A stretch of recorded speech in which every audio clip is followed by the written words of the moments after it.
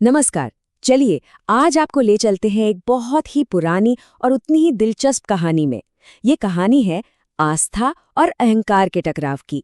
एक तरफ था एक ऐसा राजा जिसने खुद को ही भगवान मान लिया था और दूसरी तरफ था उसका अपना बेटा जिसने उसके इस दावे को मानने से साफ इनकार कर दिया। तो आइए देखते हैं कि इस टकराव का अंजाम क्या हुआ।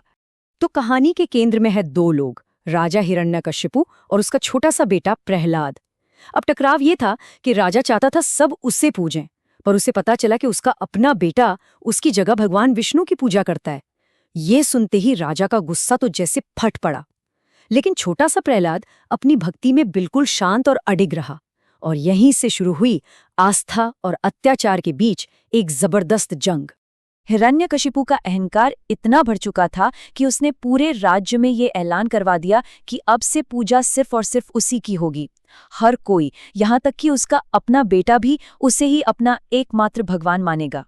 तो जब राजा ने प्रहलाद को अपने सामने बुलाया और हुक्म दिया, मुझे ही अपना भगवान मानो, तो प्रहलाद ने बहुत शांति से जवाब दिया, पिताजी, असली भगवान तो केवल विष्णु हैं।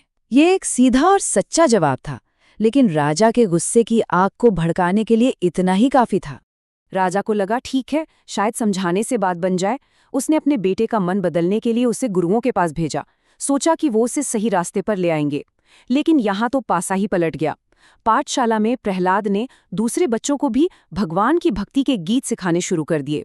जब समझाने बुझाने की सारी कोशिशें नाकाम हो गईं, तो राजा की निराशा एक ठंडे जानलेवा इरादे में बदल गई। कहानी यहाँ से एक बहुत ही भयानक मोड़ लेती है, जहाँ एक पिता अपने ही बेटे को खत्म करने पर तुल जाता है। प्रहलाद की जान लेने की पहली कोशिश बहुत ही क्रूर थी। उसे एक विशालकाय हाथी के सामने फेंक दिया गया ताकि वो उसे कुचल डाले। लेकिन फिर जो हुआ वो किसी ने सोचा भी नहीं था। जैसे ही वो विशाल हाथी प्रहलाद के पास पहुंचा, उसने उसे कुचलने की बजाय बहुत प्यार से अपनी सूंड उसके सिर पर रख दी, जैसे उसे आशीर्वाद दे रहा हो। और ये तो बस शुरुआत थी।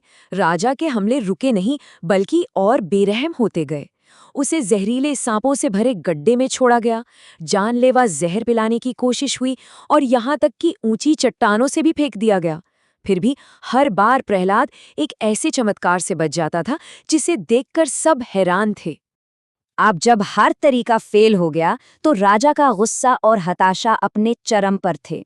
जब सीधी ताकत काम नहीं आई, तो उसने एक और भी ज्यादा खतरनाक रास्ता चुना।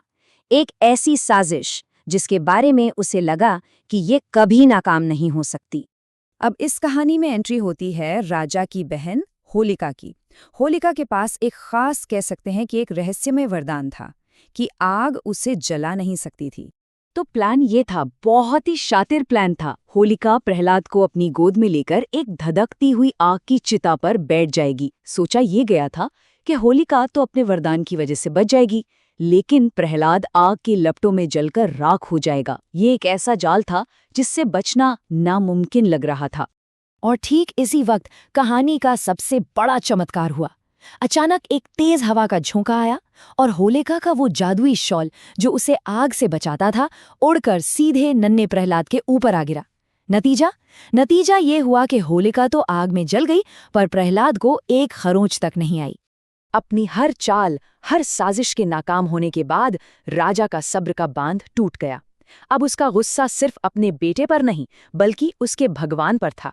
अब ये एक सीधी और आखिरी चुनौती होने वाली थी। गुस्से से आग बबूला होकर हिरण्यकशिपु ने प्रहलाद का मजाक उड़ाते हुए पूछा। उसने दरबार के एक पत्थर के खंबे की ओर इशारा किया और ताना मारा, कहाँ है तेरा भगवान? क्या वो इस बेजान पत्थर में भी है? ये इस कहानी का सबसे अहम मोड़ था। लेकिन प्रहलाद का विश्वास देखिए। उसने बड़े ही शांत भाव से जवाब दिया, हाँ पिताजी, मेरे भगवान इस खंबे में भी हैं। बस ये सुनना था कि राजा का गुस्सा 7वें आसमान पर पहुंच गया। अपने घमंड और अविश्वास में उसने अपनी भारी गदा उठाई और उस पत्थर के खंबे पर पूरी ताकत से वार कर दिया। राजा ने जो किया वो सिर्फ एक खंबे पर वार नहीं था, वो एक सीधी चुनौती थी। और उसे जो जवाब मिलने वाला था वो उसकी सोच से भी कहीं ज्यादा भयानक था। जैसे ही गदा खंभे से टकराई, एक जोरदार गर्जना के साथ खंभा बीच से फट गया और उसके अंदर से जो निकला वो था भगवान विष्णु का नरसिंह अवतार। एक ऐसा अद्भुत और भयानक रूप जिसका शरीर तो इंसान का था, लेकिन सिर एक दहाड़ते हुए शेर का। उसकी जलती हुई आंखें और तेज नाखून देखकर अहंकारी राजा भी कांप उठा। और नरसिंह का ये रूप ही सबसे खास था। देखिए, हिरण्यकशिपु को एक वरदान मिला था कि उसे ना कोई इंसान मार सकता है, ना ही कोई जानवर। लेकिन नरसिंह, वो ना तो पूरी तरह इंसान थे और ना ही पूरी तरह जानवर। वो राजा के अपने ही वरदान का एक जीता जागता भयानक जवाब थे। और जानते हैं, कहानी की ये जो घटनाएं हैं, खासकर होलिका की आग से प्रहलाद का बचना, ये आज भी हमारे साथ है।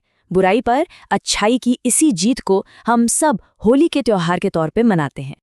तो आखिर में ये कहानी हमें एक सवाल के साथ छूट जाती है। जब एक बच्चे का अटूट विश्वास एक शक्तिशाली तानाशाह के घमंड से टकराता है, तो नतीजा क्या होता है? आस्था की ताकत और जुल्म की हदों के बारे में ये पुरानी कहानी आज भी बहुत कुछ कह जाती है। इस पर सोचिएगा जरूर।